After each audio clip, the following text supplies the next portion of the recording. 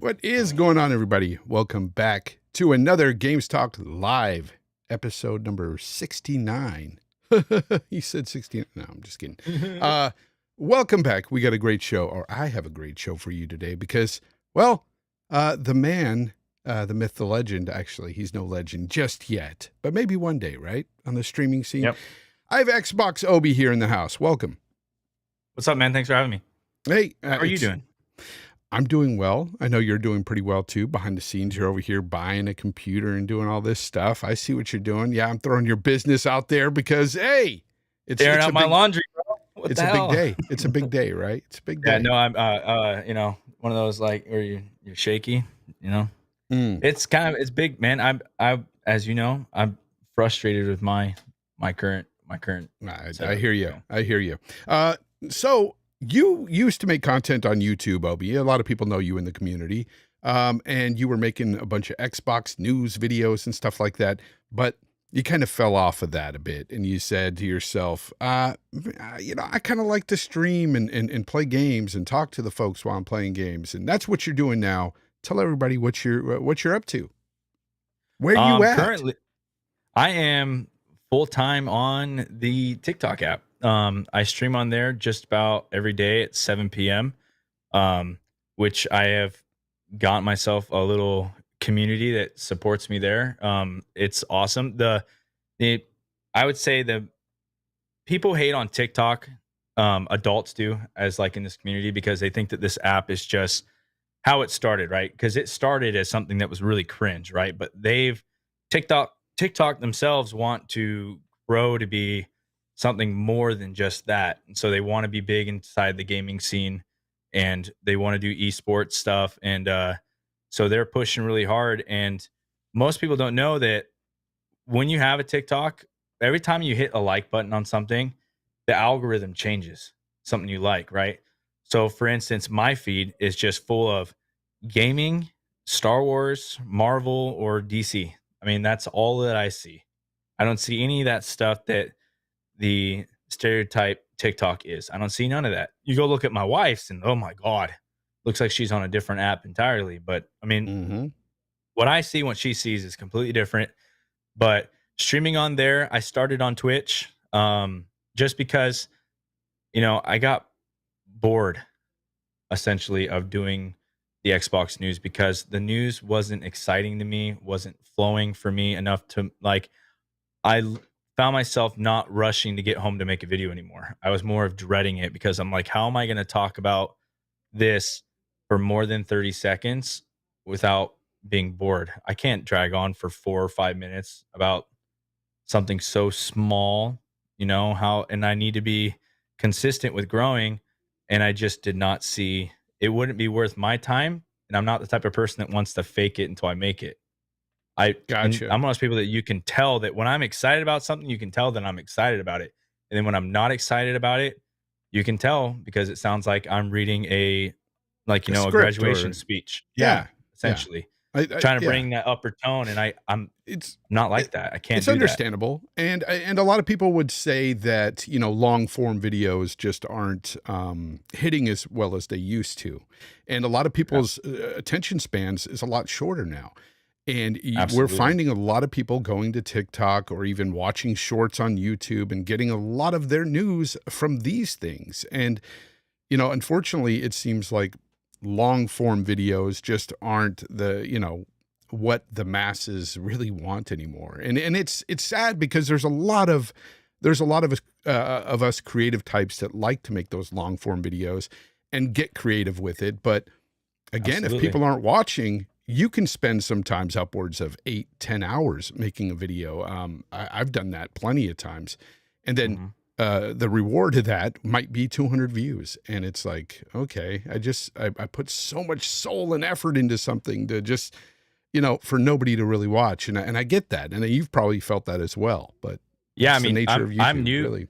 I was new to it. So I was still having the growing pains on how do I go about certain things, right? So I was taking a lot longer to make videos and having I was starting out. So I have a very small channel, but like if you put 10-15 hours into something and then you only get 15 views on it, Yeah, right? yeah. Because you It's can't expect everybody to share everything, right? Or you passing it off to other community members to share it out. It's nice when people do. Like I am so grateful yeah, I for the used to do people that that for you as well. did. I remember. Yeah. Yeah. I am so grateful for the people that shared it out, because if they didn't share it out, it would be like I just wasted 15 hours of my life to push something out to the ether, right?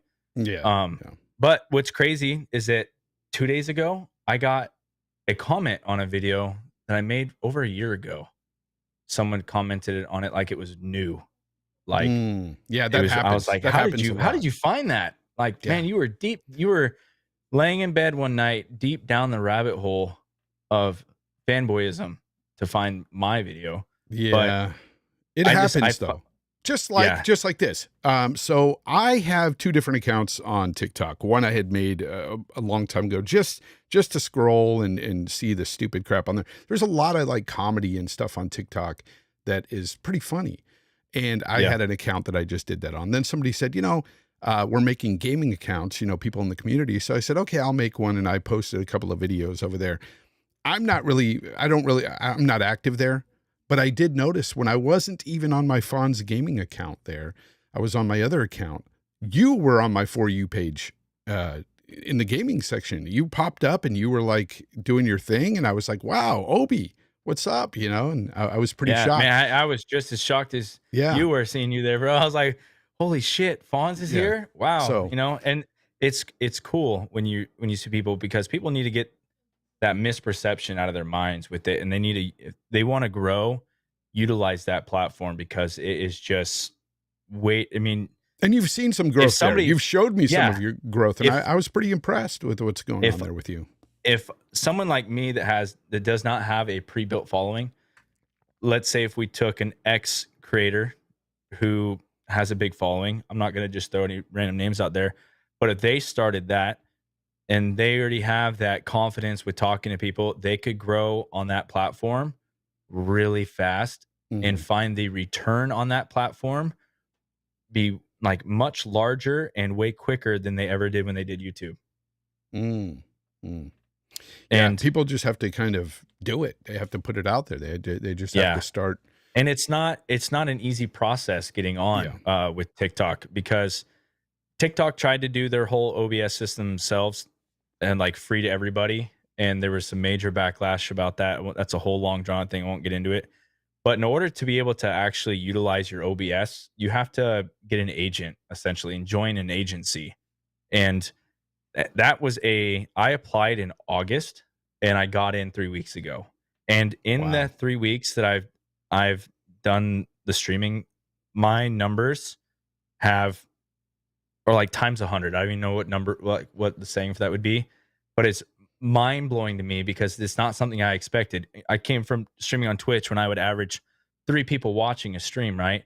Now I'm getting over 10,000 views per stream, and I'm averaging, I could have 297 to 500 people watching concurrently for an X amount of time. And my chat sometimes is just going crazy. And it's exactly what you'd want as somebody who's streaming, is to see that flowing chat, because a lot of people don't have it in them to sit there and just talk to themselves, right? Yeah. And Yeah. Well, people like having that interaction in the chat. And TikTok is great for that, because you always got people in there saying, dude, what game is this? This looks yeah. amazing. What game? Like playing Mad Max, dude. I got 145 different people commented on that stream asking me, what game is this? This looks amazing. This looks great. You're making me want to play this again. It's a game from As like this, what, yeah, 2017 or like, something? I don't know. did It's been this a get while. updated for the consoles? Does this run like this on the It runs great. PlayStation consoles? Like, the engagement is incredible there, right? And then you have people saying, like, you have a lot of content creators on there who are not used to having to talk to themselves, right? Or they don't even talk to the chat. And so when you start talking back to the chat to people, I can't tell you how many times I've had a person be like, "Oh my god, you're talking back to your chat." Like, this Mhm. this guy interacts with this chat. He's funny on the stream, and I mean, then they just start donating coins to you, and enough coins add up to where it's actual dollar signs, and it's quick. And Yeah. I'm shocked by it, because I'm sitting here like, wow, I'm only in week 3 of this, and I've made this much amount of Mhm. money. Like, Yeah, it I'm happens, so man. excited for it. And you know, kudos to your success there. You know, that's awesome. If you guys want to follow him on TikTok, it's Xbox Obi over there, of course, just like it is everywhere else. But let's go ahead and talk about some stuff that a lot of the chat probably wants to get into, because we can beat you know, a dead horse, and you know, it's still dead at the end of the day or something. I don't know. Let's go ahead and talk about let's go ahead and talk about gas games and the death of a lot of live service games out there, folks. I don't know if you guys been seeing it in the news, but there's been an Apex Legends, and oh yeah, I want to give a shout out to Kung Fu Hot Dog, who came through with a $5 super chat, and he says, "Hey Fonz, my man, we almost had a new Apex Titanfall game. EA hates us all. Can't wait to see that leaked Dragon Age Dread Wolf footage." Neither can I. But yeah, so that's the thing here.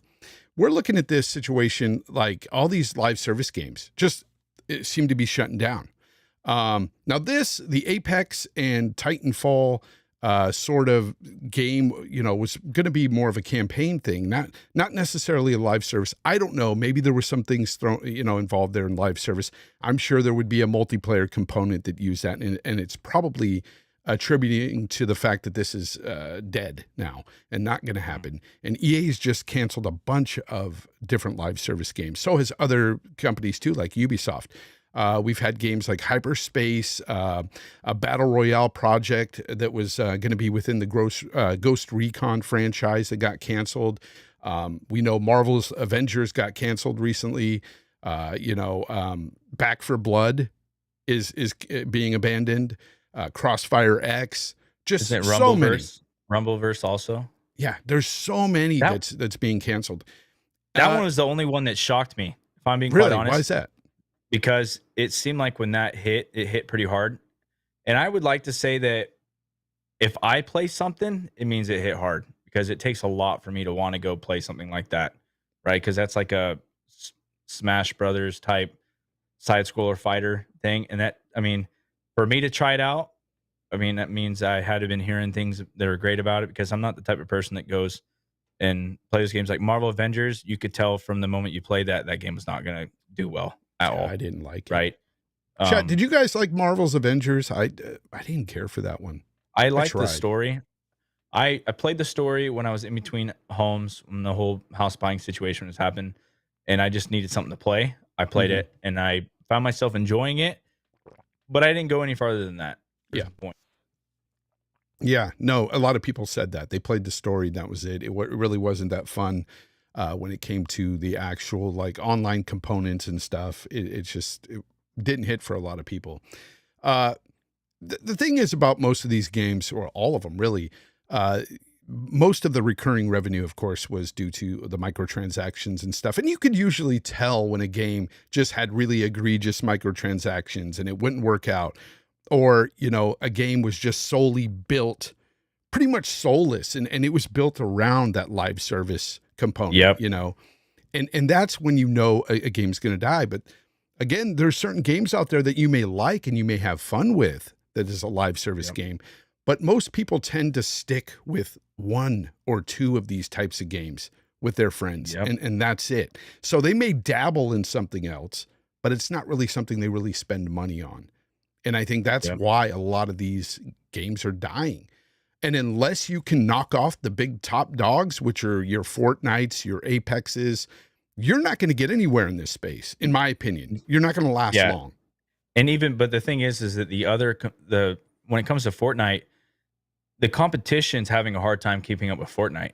It is impossible for any of those other games to keep up with Fortnite. With how much new content they are doing, they're constantly they updated their engine, the Unreal 5. It looks incredible. You wouldn't know it if you were watching a streamer, because they completely just destroy how their game looks like, because they want it to run at the most optimum, you know, competitive way. They have everything set to low and their highest frame rate that they could possibly go.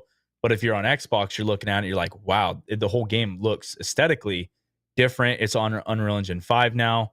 It's running at 120 FPS, even on the Series S. I mean, it's phenomenal looking, but you do not see Warzone or Apex Legends doing that, and you don't. It's then they're having a hard time keeping up with Fortnite, Yeah. and Fortnite having all those deals with DC and Marvel and Disney and all the other stuff. I mean, I have some Dude, Low Walking Dead. Tier I got Gamer in Daryl. the chat, Low Tier Gamer said it perfectly. He says only Epic can kill Fortnite. It's 100% right. Only they can kill That's it. facts. Yeah. I was gonna say I have a Rick Grimes and a Daryl Dixon skins on there, and I'm just like, I'm done. Everything, I mean, bro. I got almost just about everything. They got your Star Wars. They got Yeah. the Walking Dead. They've got, I mean, every franchise Halo. out there. They got Halo. They have Gears of War. They have Kratos from God of War. They have which is surprising that that's the only character they have. Like, I'm shocked we haven't seen a Joel and an Ellie in there yet, right? I'm sure that I'm sure Who that knows? something is It may coming. pop up. When it does, I'm not gonna lie. I'm gonna get me a Pedro Pascal. Wow. Joel. Pedro Pascal, Joel. Do you like him as Joel? You know what? Okay, so I think he's so far, if I just have to go by 3 episodes, not much character development at all between the 2 main characters. I think it's been very slow with them. A lot of character development for the last 2 characters it focused on, which were side characters in the game, on the 3rd episode, and I just thought it was just meh. I'm not gonna lie. It was mid. I liked that episode because I don't say it's a bad episode. that I was watching. I forgot what kind of show I was watching. I was kind of just. It felt more like a Walking Dead episode. Yes. But as far as the character development part goes, if you take it side by side of the game, there wasn't very much development that far into the game either, right? I mean, granted, you're missing a lot of little side discussions when you're going from point A to point B, but like the director said that it's when they were always going to focus more on the cutscene parts to kind of have them line up, but the in between the gameplay parts, they said there's a lot of story that they can tell in those parts.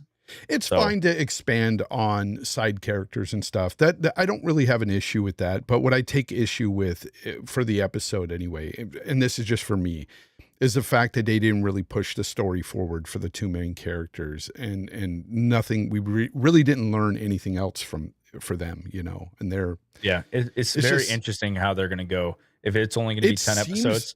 Yeah, very interesting. That's why I'm wondering, is season 1 going to be just part 1, or is this going to be prolonged into season 2? I think it will be.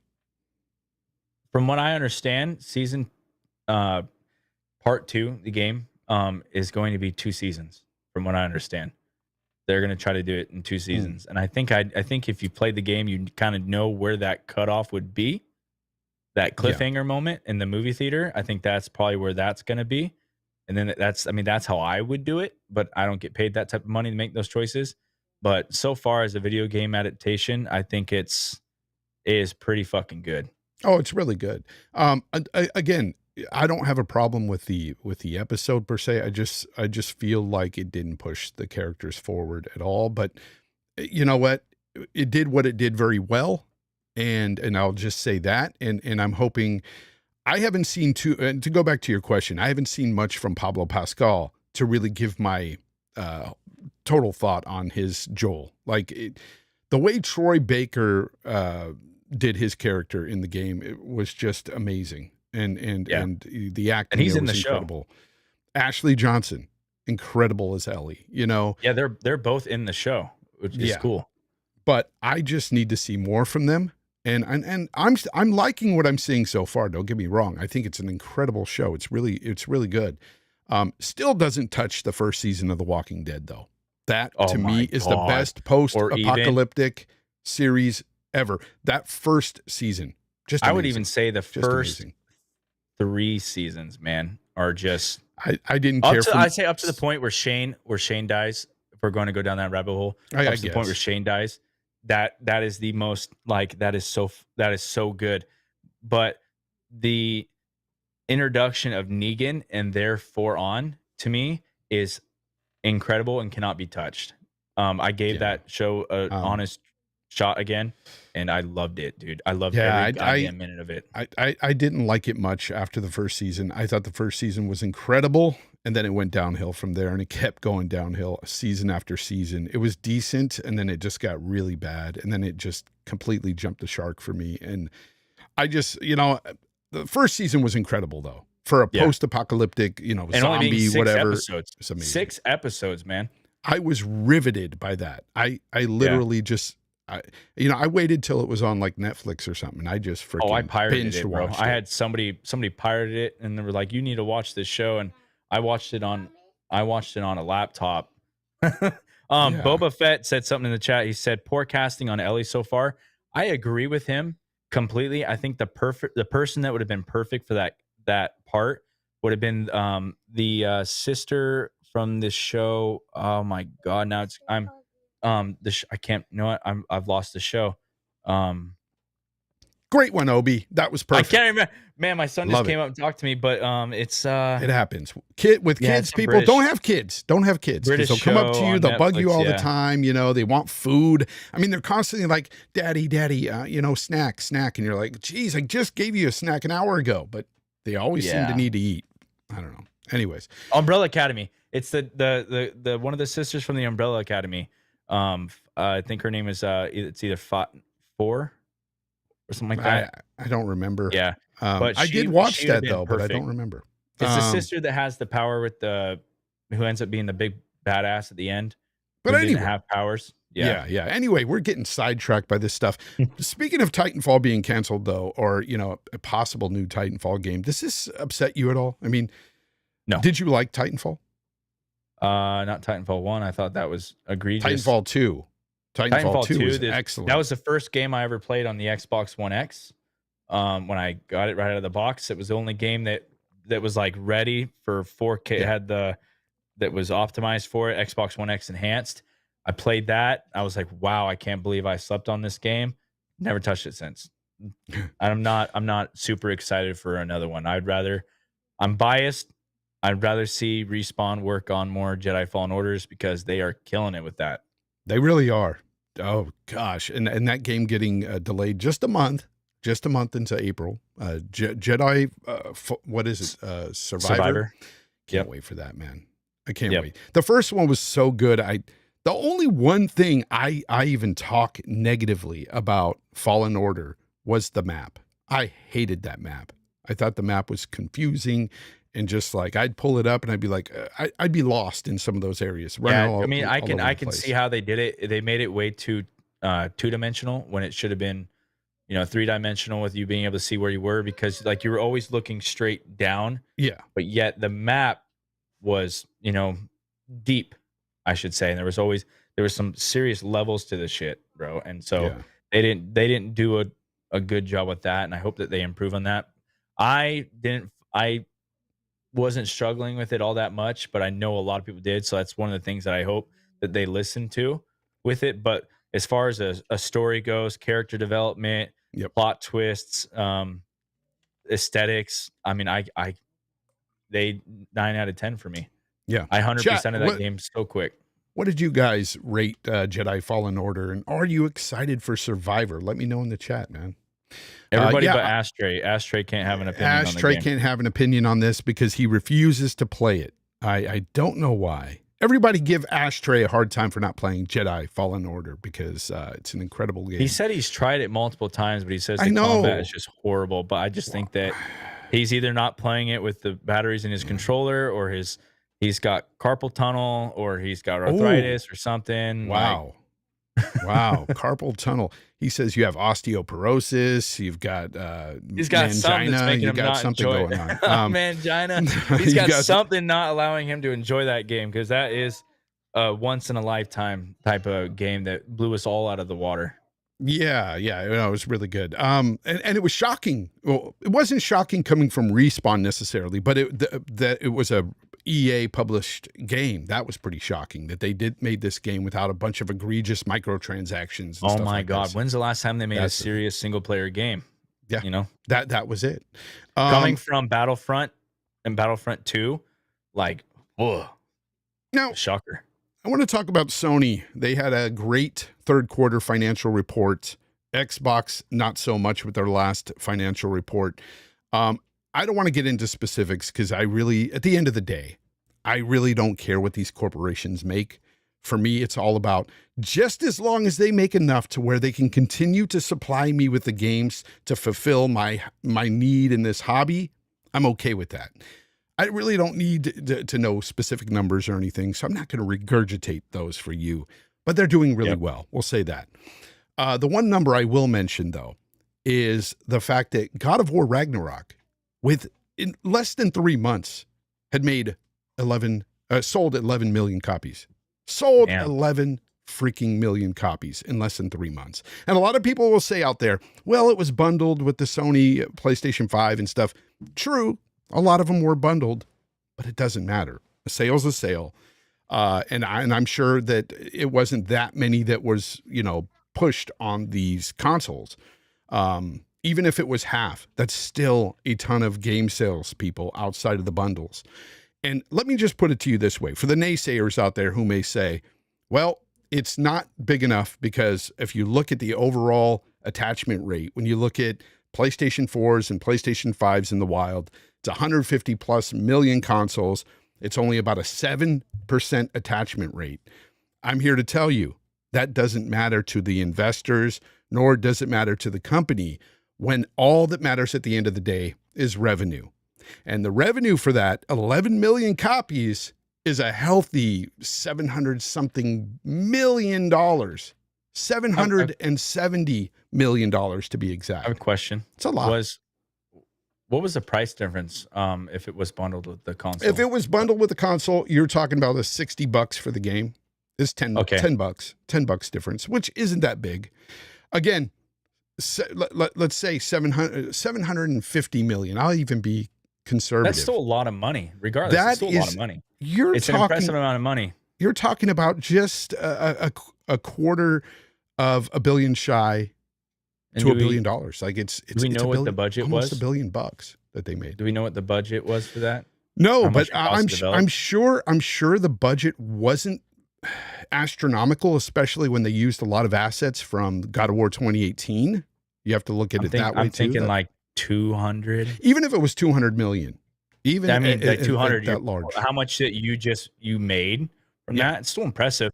In less than 3 months. You got to say it's impressive, no matter what. It's impressive. Yeah. And I see a lot of people out there that's been trying to compare it to games that are on multiple platforms. PC, Xbox, Nintendo, PlayStation. You know what? I'm like, you can't do that. Unless it's GTA 5, don't compare it at all. And if you're out there saying that 11 million sold on one platform isn't good enough for how many consoles they have out there, then pretty much every Xbox exclusive out there has never sold well with your logic. I'm sorry, but that's just the way it is. And it just doesn't fit. It's not right. I mean, and we've had games like Horizon 5, I believe, in its first, month or so. I don't want to be quoted by it, but I think they sold like 5 million copies, which is a lot. So I don't want to hear people say it's not a lot. 11 million is not a lot. It sure is. It's freaking phenomenal. But when it comes to Xbox, though, what would you say is their why do you think they had a bad quarter? They didn't have their last quarter. They didn't have shit. They didn't have shit. You heard it from Obi. They didn't have shit. They didn't have anything. I mean, there's been no reason to talk about Xbox for that last quarter. I mean, they haven't done anything. So why wouldn't they? Right? And then they took a price cut for their consoles for they've got Game Pass. The holiday season. They've got Game Pass, Obi. Yeah, but there was no growth to it, I don't think. And there was no reason for it to have Game Pass in that last quarter, unfortunately. I mean, everybody who has it, but there was no like give me big reason. Game. Yeah. Yeah, there was nothing. I mean, there could have been, but it didn't happen. It got pushed into this year. Really GTA, quick. I was going to say GTA has sold 170 million as of 2018 copies. I thought that they launched 80 million pre-orders. I don't know, but I can tell you what is going to make the freaking most money we've ever seen in our lifetimes when it comes to the next game that comes out. It's going to be GTA 6 for sure. It's going to. Oh my God. Can you imagine the money that's going to make when that is announced? Like, dude, it's going to be insane. The budget on that game's got to be Or insane. released, not announced. On Thanksgiving, my little brother came up to me and told me, he's like, "Yeah, man, I've been playing GTA," and I literally tackled him to the floor and started punching him. And he's, why are you doing this? Like, it's because of assholes like you that we don't get another game. Quit playing it. Like, quit buying it. Quit And playing how it. old is he? He's 23. Oh, okay. So it's not. It's a man-on-man crime here. It wasn't a man-on-boy. Yeah, I thought it was this is a a little good boy. old You're brother beating on up. brother Yeah, brawl, but yeah. like, Okay. telling him like, stop playing it, stop buying shark cards, stop doing all that type. It's like, stop, Gosh. like, stop. They I'm gonna won't. tell They him, won't. People live in this GTA world, man. It's oh crazy. my God, have you seen the Bro, streams I've where they seen the fake police streams. officers? There's Bro, a dude that I saw, and I've talked about this on RDX before, but this guy is like living in this freaking world, and he's a police officer, and I guess he was an ex-police officer in real life, and he's sitting there calling it in, giving all the codes and everything, and I'm looking at, and he actually pulled somebody over, and somebody's pretending to be scared and stuff, and I'm like, is this for real? Is this legit? They were talking about like putting some guy in jail because he killed some dude's pregnant NPC wife. Like, Oh put my this God. guy in GTA jail and have him People- actually be in this jail cell It's for nuts. like 6 months. So this guy, every time he logged on, It's he'd role be playing. stuck in a jail cell. It's role like, playing in the Legit in the role world. playing. I'm like, And I bro, never heard can't- of this until that moment. I was like, I didn't know this was a thing. It People is, are yeah, doing it's this. disgusting. And it's like the whole that's when the whole metaverse thing comes in, right? Biff Fernaldi says, celebrating 2 months. Thank you very much for being a member, Biff. He says, can't wait for the next Jedi game. That map needs improvement, though. Exactly what I said earlier, that we've talked about that. But yeah, no, it was insane to me to see that these, people were, and I hate to say, they were older than me. This guy was a lot older than me, and he was pretending to be a cop in the GTA world. And he was like serious. He was like all business. And he had a freaking nice streaming setup. Like, oh my God, the amount of money he put into that setup was just, I don't know, must have been astronomical. He had monitors everywhere, nice beefy rig. Yeah, it was crazy. Lazy Otaku says, Fonz, those are the GTA RP, the role-playing servers only on PC. Yeah. I'm telling you, there'd be a lot of people on console doing that too. I bet. I'm willing to bet. But it was just crazy. I think you have to me be on see that. special servers for that. I don't think you have access to that. With the I Xbox think servers. because you can kick off, like you can actually get rid of people if they're not playing around or not role playing and doing what they're supposed to do. Because like literally, if a cop comes to pull you over, if you don't pull over, it's a real chase and you're going to get your ass killed there, and it's nuts. Anyways, but going back to Xbox, yeah, I agree with you. It's that they really didn't have many games last year. Yeah, they had Game Pass, but nothing really in it to entice people to come to the platform, really spend money there. This year, however, I think that it's a whole new start, man. It's pretty awesome what we've got going on right now with the Xbox. Did you watch the direct show? Yes, I did. I watched it in the car on my phone, and when I first opened it, oh my God. When I first opened it up, unfortunately, this is the first thing I saw, and I thought it was an ad, so I backed out and came back in, and I kind of had that big eye roll, like, oh my God, like, is Xbox really showing this on? And like, what were they showing? This Hi-Fi Rush right here. The thing that's on the screen, yeah, on the screen, and my eyes rolled so far in the back of my head, man, and I was so I was disappointed, and then going on to Twitter and seeing everybody like hyping it up, and I'm just like, no, this is not. I don't want another like, here's another small game because we can't get you guys the big games type thing anymore. And like, in my head, I'm thinking, stop praising this type of stuff, man, because you're just letting them, continue to delay games. I mean, a delay is good, right? But like, you're just letting them think that it's okay just to spoon feed you these little. Not that the game is bad, but it's like spoon feed you these little titles. And it's like, man, we're always having to wait and wait and wait. And I just, as somebody who's just sick of waiting, I was at first glance extremely annoyed that people were even excited about the game for that reason, right? I wasn't. I was kind of with you. I wasn't negative on it at all. I said, look, it looks quality, but it looks like something, that's not for me. Exactly. But when I played tried it, yeah, go ahead. Yeah. I would say when I played it, I booted it up because I had the exact same reaction. I think it was in 2013 when Sunset Overdrive came out, right? And I had that same, oh my God, really? Are we really showing this on the big stage type of deal? And I never played Sunset Overdrive. I've heard how amazing it is. So I thought to myself, you know what? Let me just try it before like I really double down on it. And I tried it, got to the first boss, and I was really surprised on how good the game was and how complete it was, and like how the dialogue and the character animated, like I enjoyed that aspect of it. And the first boss fight Yeah. I thought was really interesting and cool. It's not a game I'm not gonna Yeah, push and other that's big fine. games aside. This is a Yeah. game that I'm gonna come visit in spurts, but it's not something I'm gonna spend hours, because it can really only hold my attention for about an hour or two. I tried to pick it up the other day, and I can't even stream this game on TikTok, by the way, Why? because it's not listed as a game that you can stream. I've tried looking it Oh, up. that's I weird. had this whole thing like, I'm gonna go stream Hi-Fi Rush. We'll see what people think about it in the chat. And I went to go look it up onto the games category, and it was not listed. And so I got spooked. Like, okay, I'm not gonna do this. I'm not gonna risk my account getting in trouble because this is not listed. I don't know much about it, so I have to reach out to my rep at TikTok, my agent, to say, hey, is this game? Am I cleared to stream this game? And I know it has that streamer friendly mode on it, but I need to have like the AOK from people, because when you get banned on TikTok, I it's a whole mess to get that appealed. Yeah, I've seen that. I've seen that on game streamer friendly modes. What does that do? It's just I, all I know is it doesn't get you banned, and you don't get copyright strike from it. Oh, That's maybe about maybe it does something with the music and stuff. yeah. That's probably what it does. Yeah, Um, that's about all I know about it. all I know is I'm jumping like an idiot here. This is when I was first learning how to play the game. God, I'm so bad at it.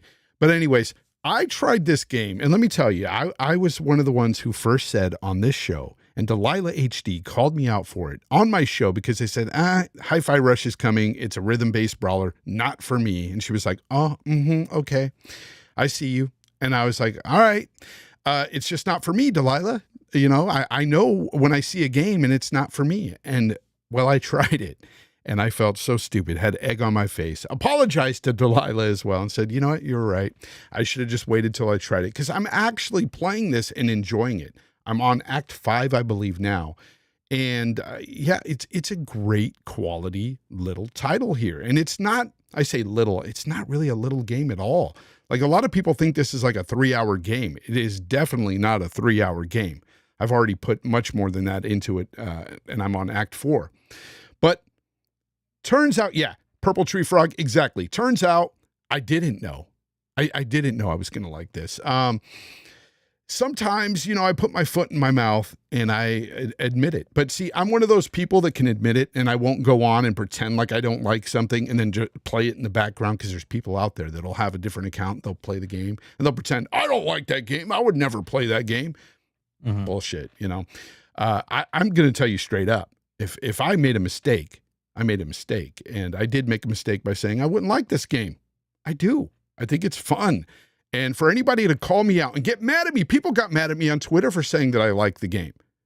I'm sorry. If I like a game and I think it's fun, it doesn't matter what it looks like or whatever. It matters what it plays like. And it's a fun game. And I happen to think that it looks cool. Like, I think this art style is awesome. As somebody who has painted and drawn and you know, has done a lot of artwork in my days, I can look at this and appreciate the art style and go, wow, this is really well done. Like this whole, it looks like a cartoon to me. It looks And to straight be up like fair, when I first saw it, I saw maybe 10 seconds of it, yeah. or maybe even less than that, and I didn't even watch the full trailer. I just jumped in later on and to try it because I felt like, Yeah. maybe I am being a little too hard at it, because like I don't want to say whose podcast I was listening to, and I was just like, they were just gawking over this, not talking about like really anything else, and I was just like, oh, I Well, hate you guys so much right now. Like, I'll admit, like, you know, I've heard some podcasts and I've heard some people, I've seen some people write on Twitter about how much they hype up games and stuff. And you know why. It's their favorite platform that has the game, and Yeah. they're gonna hype it and everything. But no, I truly am just hyping it, you know, to the extent that I enjoy the game. That's it. It's Yeah. nothing like mind blowing. I'm Definitely. not going to tell people, oh my God, if you're not playing Hi-Fi Rush, you're missing out. No, I would say try it at least, even if you're not into rhythm based games. Give it a go, man. It's pretty darn fun. And again, And from what I know, you don't even have to do the rhythm to it. You don't have to do the no, rhythm. as you could see, I miss a lot of beats on this. Oh, I was too, dude. I was like, man, I am off tempo. Yeah. I mean, I could hit. But if you get them done but right and you have cool. moves unlocked, there's a lot of moves you can unlock. You can buy them with in-game currency. By the way, you're not buying, DLC, microtransactions or anything. But with the in-game currency that you get, you can buy new moves and stuff. And if you do use them right, you combo right, it's amazing what you can pull off. It's pretty fun. Yeah. I rarely ever pull off anything amazing. Trust me, my old freaking hands can't do it like you young guys can. But I try, and I'm having a good time with it. And that's all I'm saying. And it's up on the screen, and we're going to be playing the game up on the screen until it's over. But anyways, moving on from that though, the direct show had some good stuff it showed on there. I'm sure for you as well. Yeah. Are you into Forza Motorsport and stuff? I like Forza Horizon. I played. No, you're more Horizon. I didn't. Yeah, and Gotcha. I didn't really. I never even played Forza Horizon 7. I skipped it for some reason. I don't know why I did. I think it was a lot of it. There's a lot of games I missed out on early days because I literally played Battlefield and nothing else, man. And so I played Forza Horizon. I think it was 5. Not Forza Horizon. Forza Motorsport 5. And like I loved that game, and then the earlier 3 and whatnot. But like this one, I've been eager to play this one for years, and I can't wait. I mean, with playing both the last 2 Forzas, Horizons a lot, like I'm really want to dig into what separates these two, and I think that they're going to show us really what separates the two. I like what I'm seeing. I didn't like that we didn't get a release date for it because I'm like, why not? If you kind of know the month, just like tell us the month. If you know it's going to be June, just say June type of deal. But I just think that, overall the direct showed some positive momentum for Xbox starting in 2023. And then shadow dropping a game as quality as this, no matter it being cartoony or what. I know I've seen some comments in the chat here. One guy mentioned that he didn't sign up for Cartoon Network on Game Pass. I get it. I didn't sign up for that either. I want more mature games within Game Pass as well. That's what I was talking about. The spoon feeding you constant of these passion games project after passion project. Exactly. We had Pentiment, and then you see this. You're like, Pentiment, really? You've had what's that gas game that they did? Obsidian did before. Was it Obsidian or Ninja Theory? This is which the gas game that Ninja. Bleeding Edge. Games like that. It's like, God, I'm tired of it. There's a lot of people that enjoy games like that really. Yeah, but a lot of us don't. Honestly, there's a lot of us that do not want this type of game. We are ready. I do not. Yeah, I do not tune into these shows to watch something like Hi-Fi Rush come out. That's not why I'm tuning in. Instead of Bleeding Edge, I want Hellblade 2. Instead of this, I would rather have Evil Within 3.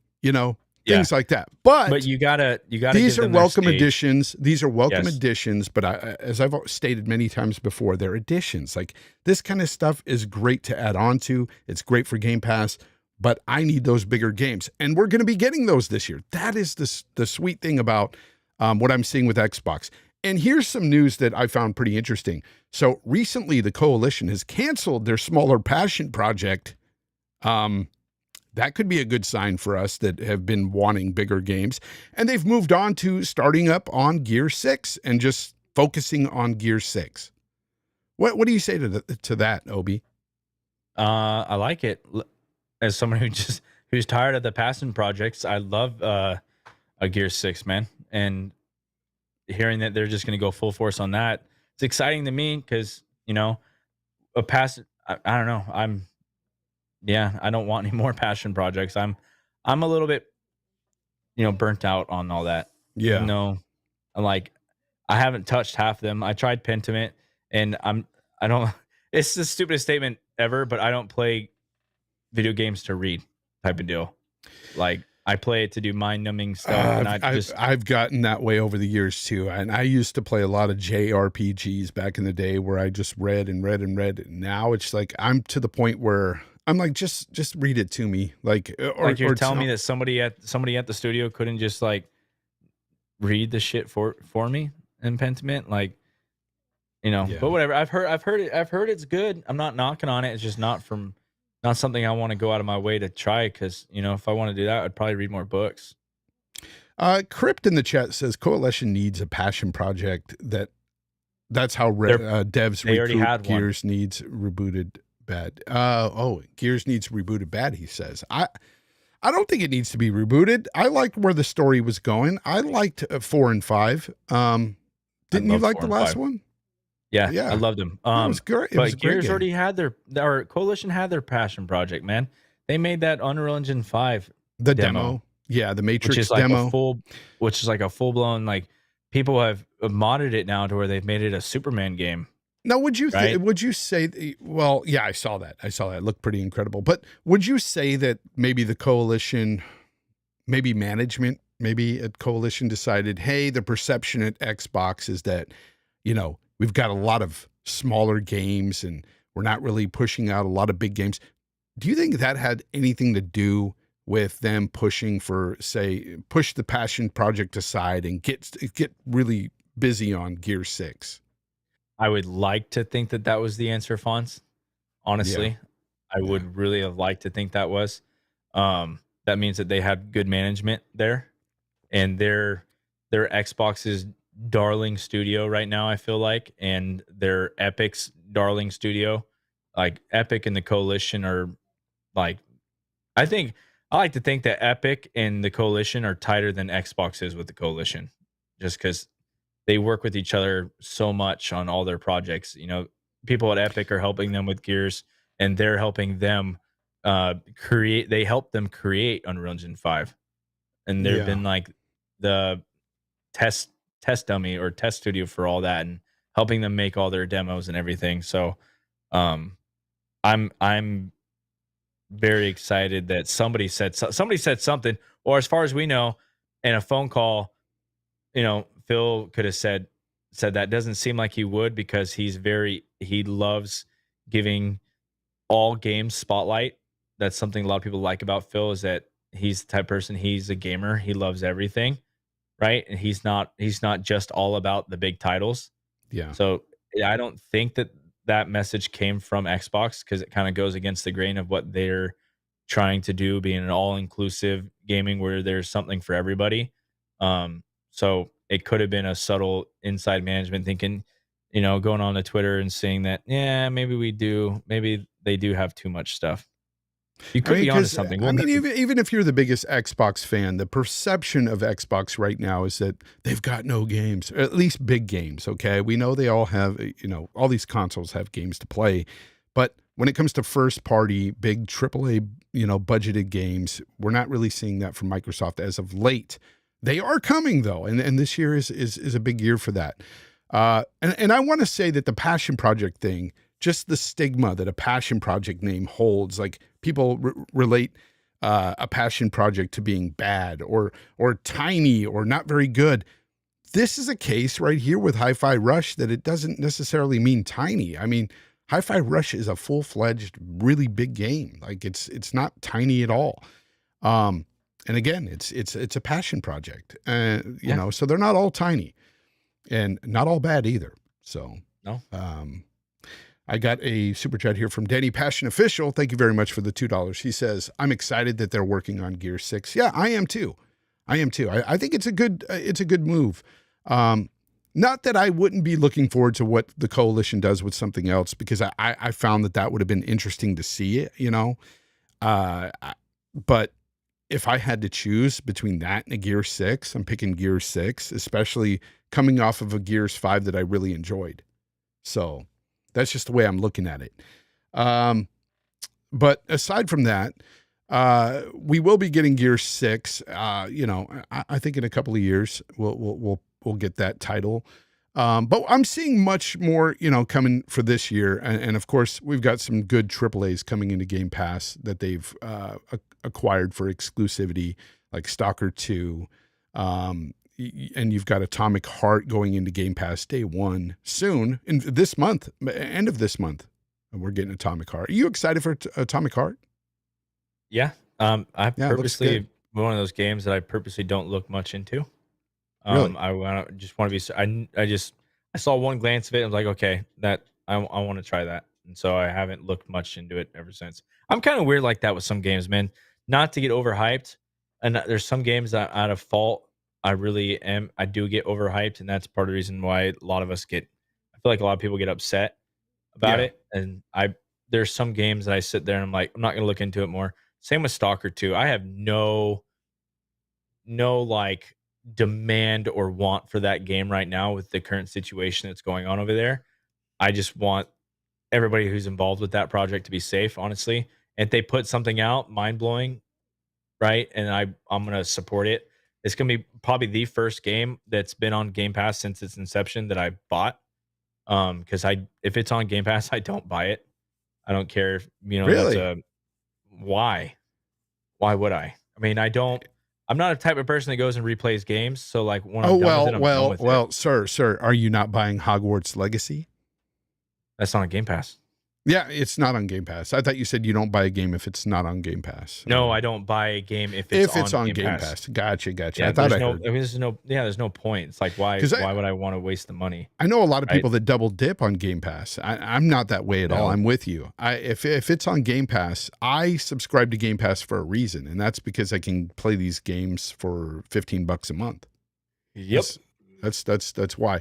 And I understand some people want to double dip and support the devs even more than just the Game Pass. The devs are getting paid. I mean, but some people like to paid. But there's some people out there, shout out to Solid Rev, who buys, sometimes he triple and quadruple downs on games. He'll buy it for every platform if he really loves the game. More power to you. I don't have that kind of scratch, man. I don't have that kind of money. I don't know if it's super true or how it works financially, but I've spoken to somebody at Playground who said that because of Game Pass, they get bigger bonuses if it was just like if they sold it the conventional way. The bonuses are way bigger if per how many people are playing it. So we have a wild dealer in the house. Dealer Gaming, what's up? Thank you for the $10 super chat, brother. Too kind, brother. He says, hello to my good friends. Good show. Thank you very much. I was scrambling to call you, dealer, before the show because Fonz knows I bought myself a PC and I was literally just like sweating, bro. And I was like, God, I need dealer on the phone right now. He said, F Xbox, I'm going to PC. No, man, I need it for streaming. I need it. As dealer knows, I've had so many problems with this thing. Yeah, bro, I told you to get rid of that freaking Tandy years ago. I don't know why you're still using it. You probably never even heard of Tandy, right? Many of you guys probably never heard of that brand. Age, right, I'm showing my age big time. Okay, big time. Hold on. The Smithsonian's calling me. Hold on. They want you back. Yeah. No. Tandy, it was a computer way back in the day. Anyways, people are like, damn, you're old, Fonz. Get with it. Get with the times. Anyways, Decado says, laugh my ass off, Tandy. He knows what I'm talking about. What was that company that's now defunct used to sell that brand? Not Circuit City. I can't remember. It was another little electronic store. They sold a bunch of different crap. But anyways, before Price? Some of your time. No. It was Radio Shack. It was Radio Shack. That was the place. They sold Tandy computers. Yep, right there, Palpatine, Radio Shack in the house. He knows exactly what I'm talking about. See, people, if you're listening to this podcast, you could be joining us here live every Sunday right here and be with the chat and see what they have to say. And they're coming up with some cool stuff. Like they understand what I'm talking about. Some of you guys are old. I see that. You're just showing your age, people, along with me. But yeah, Radio Shack. It was a cool store. Anyways, let's talk about Halo.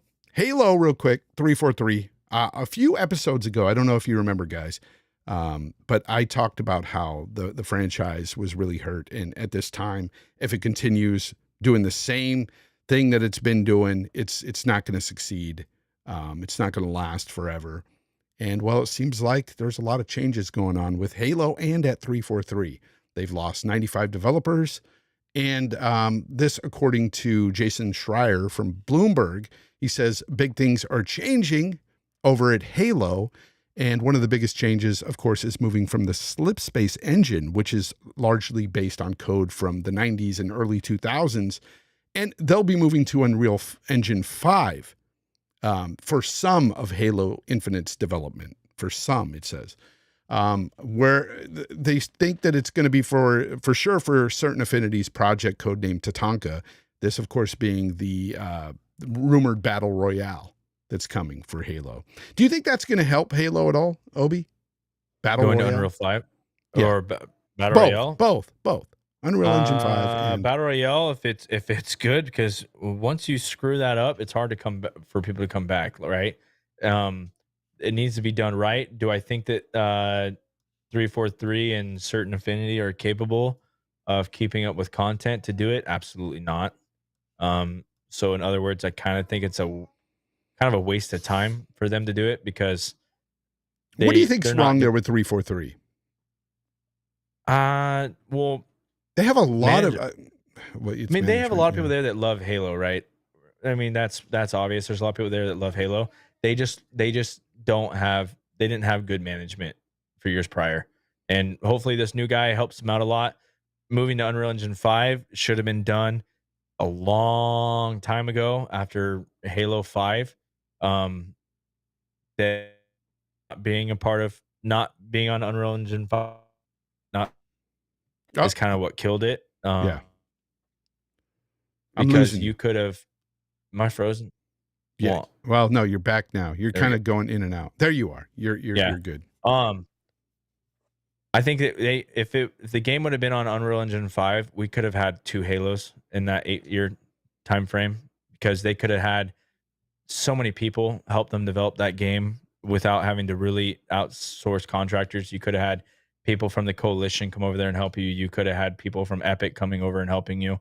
They could have been knocking some serious games out back to back, but because somebody had to hold on to dead ass weight and bring that engine forward, is what screwed them. So management when they talked about the slipspace engine initially, I thought it was a whole new, brand new engine. I didn't know they were taking a lot of assets from the old engine from the 90s and bringing it forward. Yep.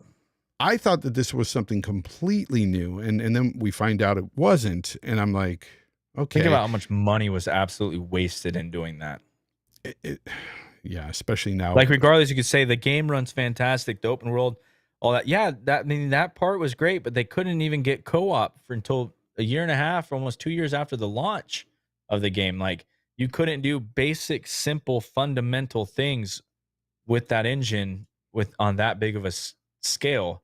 So obviously it was a piss poor choice, and they're having to face the consequences now. Certain people were kindly forced out. They can say it was for other reasons, but people know. Yeah, there was a lot of developers within house at 343 that were against using the slipspace engine, apparently, because it just wasn't playing well with what they were trying to do, apparently. And it just sucks, because now if they do switch everything to Unreal Engine 5, you're sort of looking at a reboot, and you've gotten the possibility of, well, will this run exactly the same as we've known Halo to run? Is it going to be as optimized? Are they going to have issues with latency, that sort of thing? There's a lot of questions out there. Yeah, it's going to be a lot up, down, left, right. It's going to be way better on the new engine.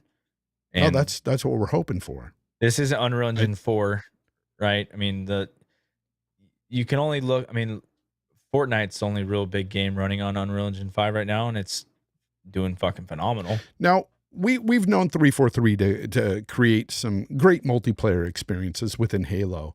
And, they've been late to the party with a lot of things recently with Halo. They were late with Forge, late with co-op, all this stuff. But we know that they can do a good job in that area and provide, content.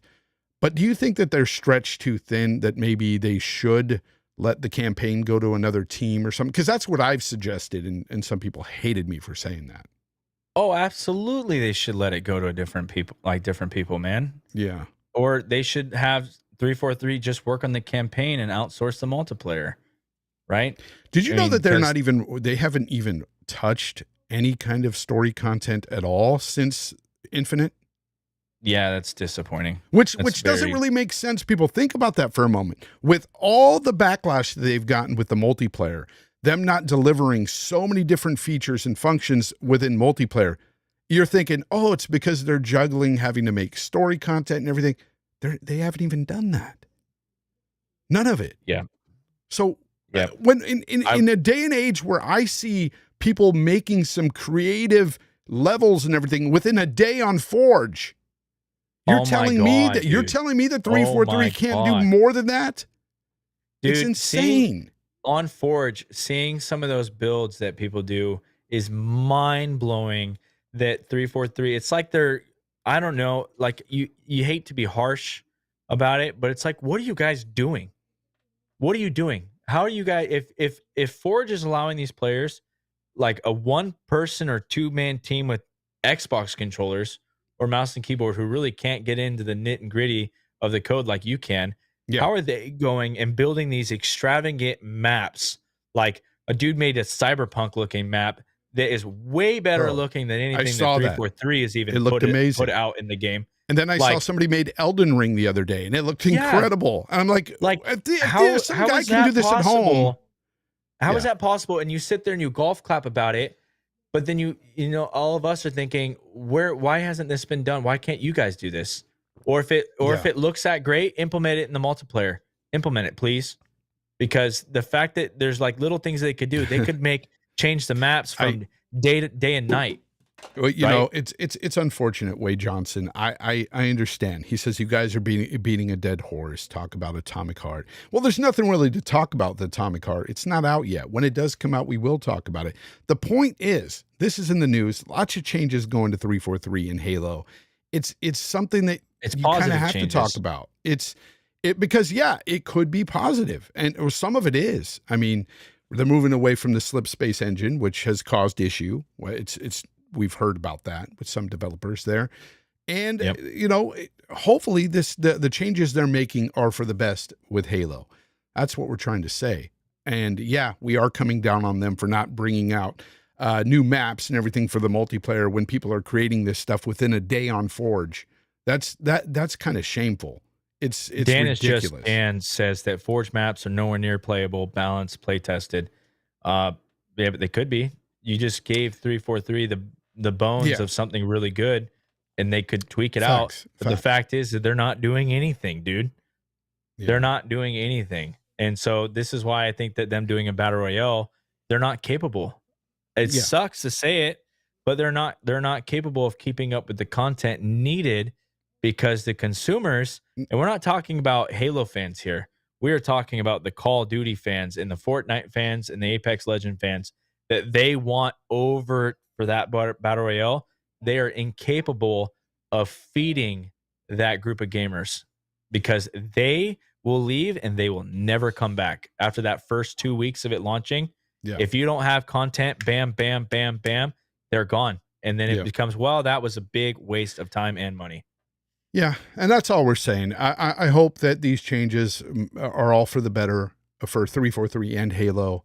A lot of work needs to be done there to get people back into the game. Yes, there's a hardcore group that's going to always play Halo, but they need a lot more than that to sustain a live service game like they had planned.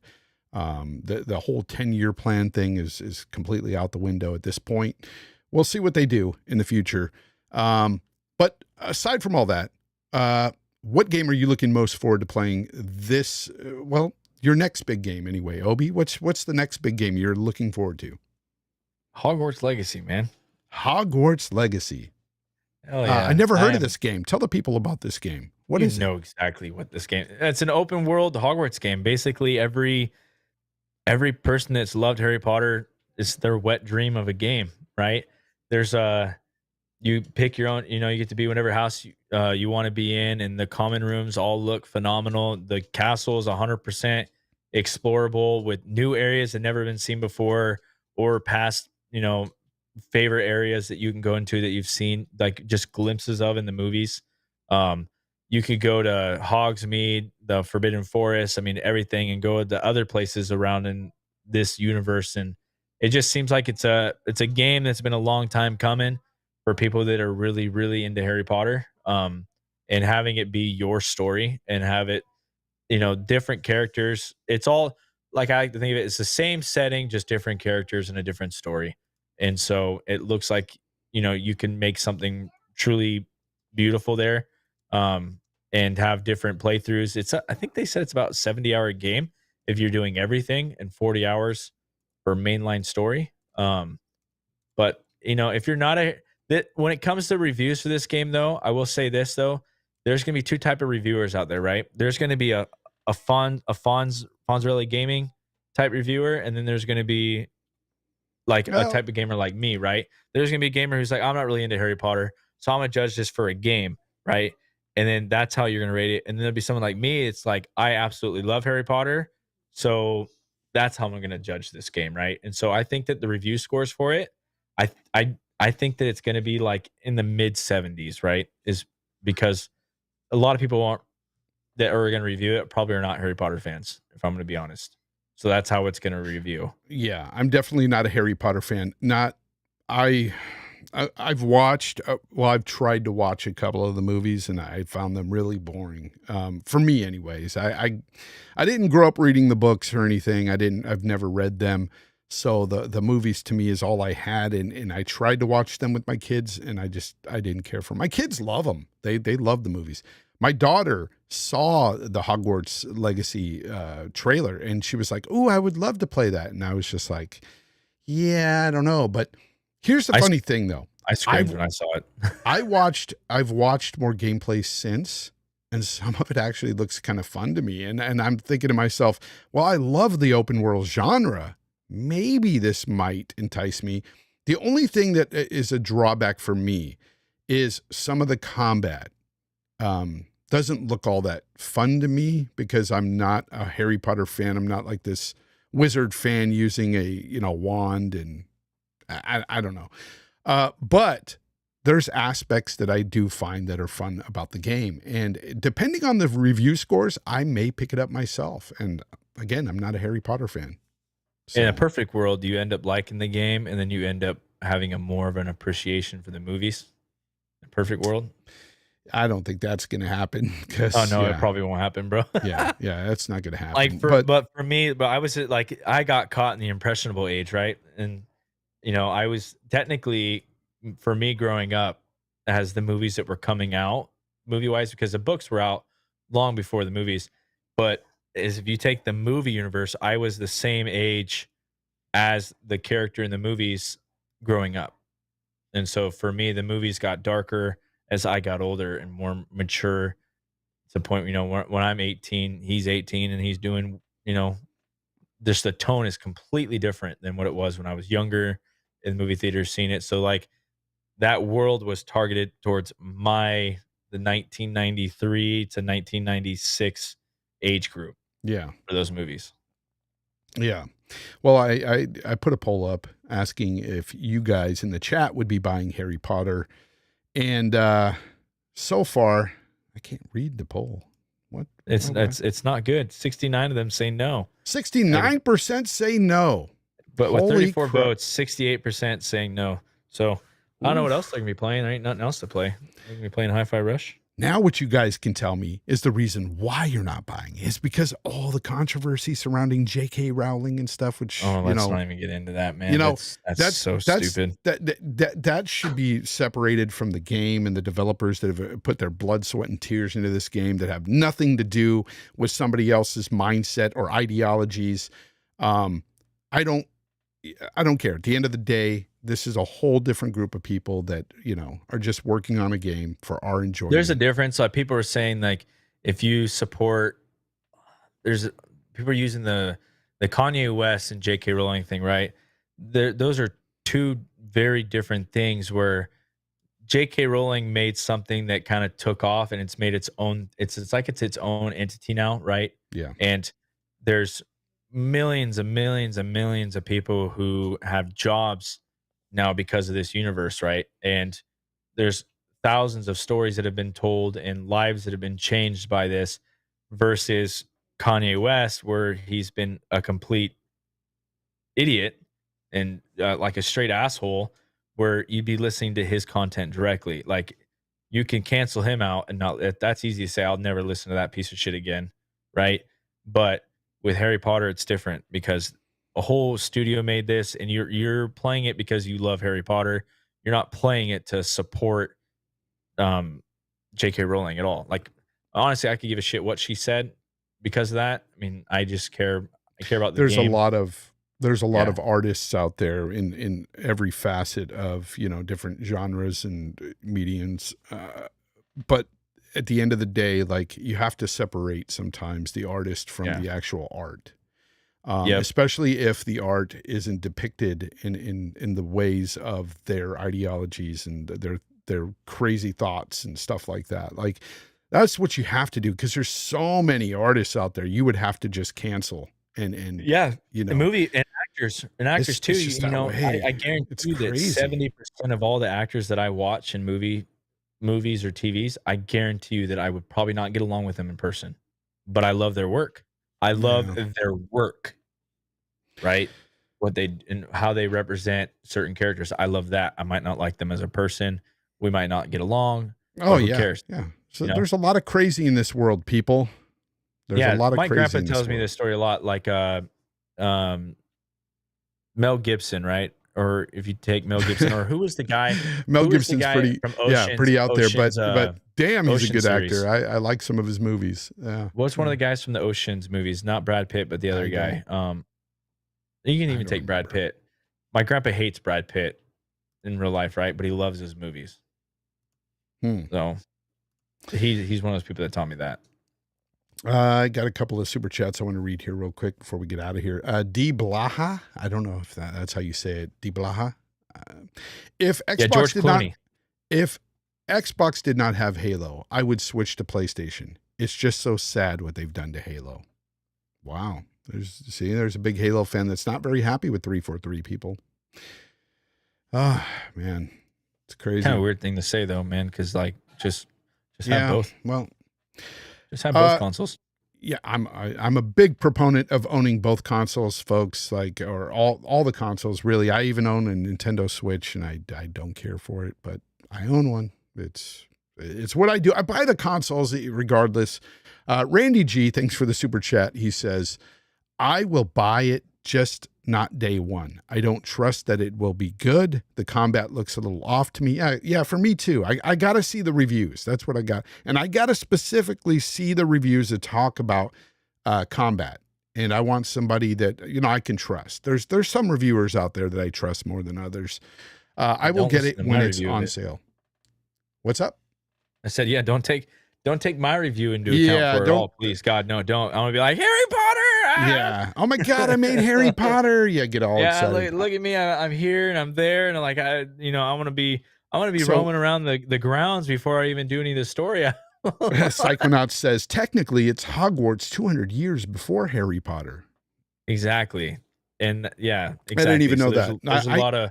I know nothing about Harry Potter. All I know is it's a kid with glasses that becomes like a wizard. I don't know. There's certain characters in this game that were glanced over in the movies, but you can go on for hours about how there's certain connections for certain things, but it's cool. You have some long lineage families that are going to be there. Oh, Danny Passion Official. I see you, brother. He says, thanks for the super chat, buddy. He says, Dead Space is fire, playing on my PC. Can't complain. Oh, on your rig, huh? Zocker will be happy to hear about that. No, yeah, I've got the game. A shout out to Colt. He gifted me Dead Space, and I will be playing it, but right now I want to beat Hi-Fi Rush and then get into that. Possibly get into Hogwarts as well. If it reviews well, I got to see the reviews. again, that combat, I need to be pushed over the edge first to buy it.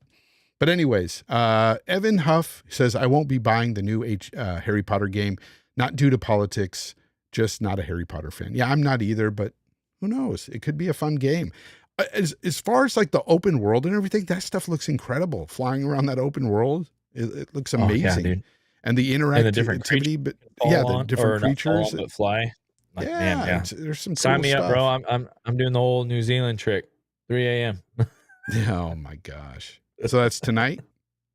Yeah, tomorrow. I think it's tomorrow morning Tomorrow at 3 morning? a.m. But Okay. I have other shit. I got other stuff to be doing, man. I got to go get that new Obi, PC first that's thing right. tomorrow. Obi, that's the end of our show, people. I want to thank my guest, Xbox Obi, for showing up today and you know, giving us a good show here today.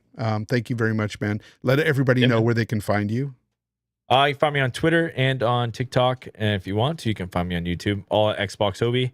Like I said, I stream weeknights at 7 p.m. as we try to have a 2.5 to 3 hour long stream. Come check it out. And then you can find me on, like I said, on Twitter. Yeah. Thanks for having me back on, man. Yeah, of course. Of course. Yeah, I saw you on stream and I saw you were streaming Mad Max and I was like, whoa, why are you streaming Mad Max? And we're like, oh, that's because of your tweet the other night talking about Mad Max. And I was like, oh, geez, thanks. And you know, I was just shocked to see you streaming on TikTok. So I had to have you back on and talk to you about that as well. Because I just thought it was pretty crazy. But Mad Max is a great game, people. And, you know, I've been shouting that game out for over 2 years now. I remember doing this on RDX a couple years back, and so many people bought the game because of me, of shouting it out. And it was on sale at the time. So a lot of people bought it. And thankfully, everybody that told me they bought it because of me has come back to me and said, hey, thanks for the recommendation. That game is awesome. And it really is. Yep. It's one of the few open world games that made me want to do everything on the map. Yeah, I had just finished Far Cry 6 and I was kind of like one of those things like I need something to play because I got to keep streaming. I need something to play before Hogwarts. Like, what am I going to get myself into? Like, oh God, Mad Max. Like I was scrolling through Game Pass and whatnot. I'm like, oh, Fonz said that game was like really good. He's like been ragging on that for years, man. I should just try it out. And then I booted it up and started playing it. And then I'm like, I'm super disappointed that I even started it because I'm like, yeah, because now you're going to be jumping in Hogwarts. Yeah, I'm like, God, man. And like everybody in the stream has been absolutely loving it. I mean, it's been crazy, man. And it kind of sucks, but like, sorry, I got to go play me some Hogwarts. I understand. Anyways, guys, you got to finish Mad Max though, for sure. I want to thank all of you for showing up today, guys. Thank you for the live chat. You know, you guys were awesome participating in the poll. I've never done a poll before. That's the first time. So, no longer a poll virgin in YouTube. But that was fun. And until next time, guys, game on.